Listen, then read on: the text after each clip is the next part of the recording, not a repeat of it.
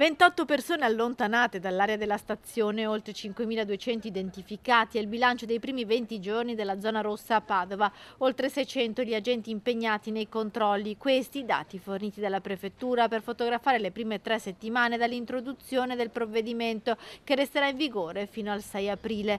La zona rossa della stazione è l'unica ad essere stata individuata a Padova dopo la direttiva ministeriale inviata ai prefetti per definire aree critiche per la sicurezza dove potenziare i controlli.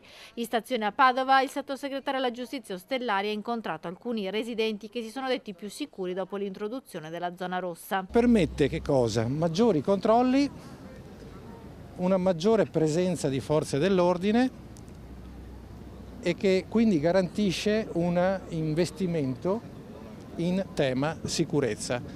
A sentire dalla voce dei cittadini che le cose funzionano per noi è una grande soddisfazione. Lo stiamo ovviamente facendo non solo a Padova, in tante altre città del nostro paese e le risposte sono positive ovunque, quindi i detrattori, coloro che che avevano manifestato contro questo strumento, secondo me oggi registrano una loro sconfitta. Perché?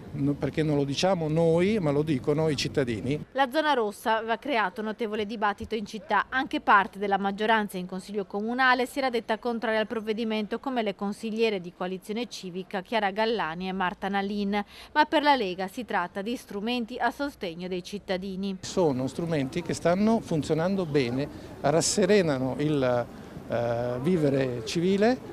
Il cittadino si sente protetto e ovviamente lo si fa dove c'è l'emergenza. Il sottosegretario non si sbilancia su una possibile proroga del provvedimento, sarà il prefetto a decidere. Sono strumenti temporanei per loro natura. La temporaneità di questo strumento ovviamente si misurerà nel tempo con sempre con l'organo che ha operato la sua prima istituzione.